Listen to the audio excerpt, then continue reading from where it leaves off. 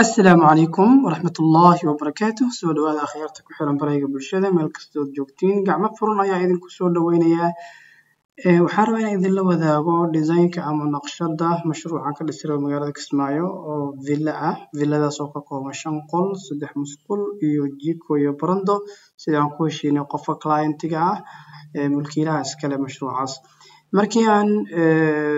qofka aan heshiinay intaan heshiinay koox waxaan booqday site-ka markii aan booqdayna waxaan soo qaatay points-kan 4 point ee idin muuqato ayaan soo qaatay client-ga waxa uu rabo ayuu ii sheegay noocaas aan wax u rabaa markii aan inta ayadana ka soo note garaystay waxaan sameeyay xisaab inaan calculation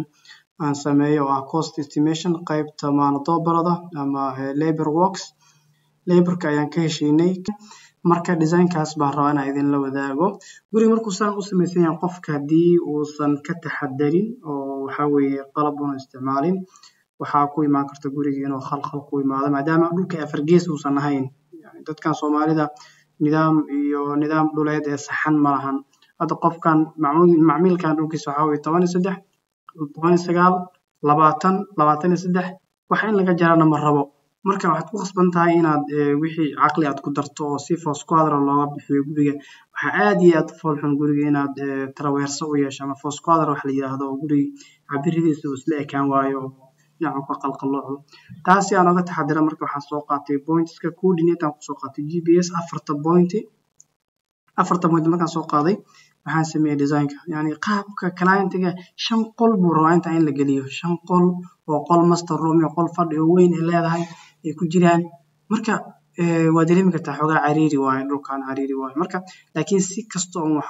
wax yani ku qiimeyn karno oo ku gelin karno ayaan ka fikirnay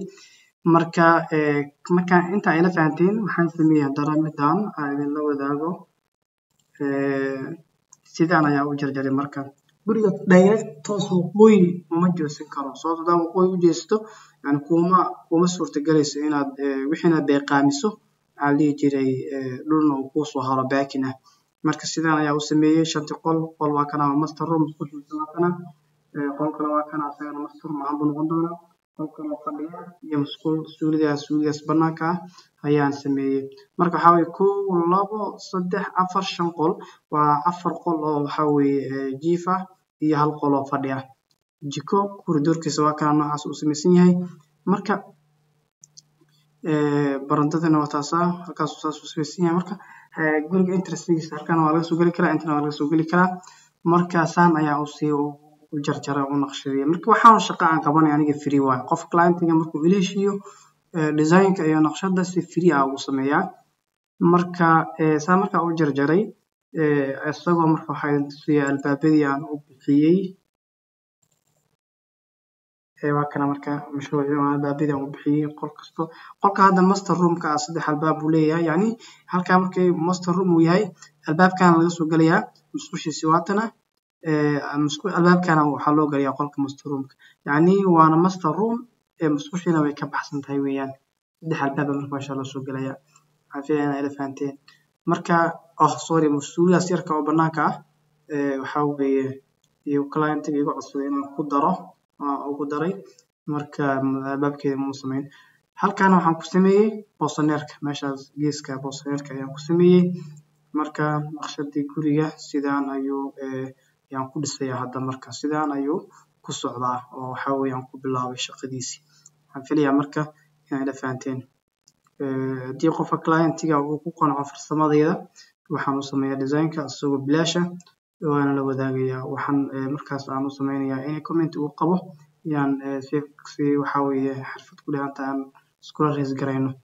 marka waxaan rabaa inaan idin la wadaago kale isbaagada midkii yani aan ku jarjaray dhulka yani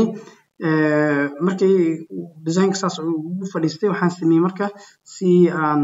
u sameeyo guriga fadhiisintiisa point-yadan ayaan ku soo qaatay GPS marka grid lines waxa la sameeyaa this marka grid lines-kayga marka aan istaagayo waa grid lines-kaas GPS-ka point-kaas aan istaagaya A B C ilaa waxa weeye halka meesha ugu dambaysa F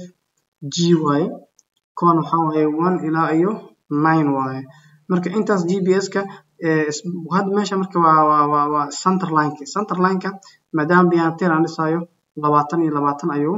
qof walba fundiya uga baxay birna u gelinayay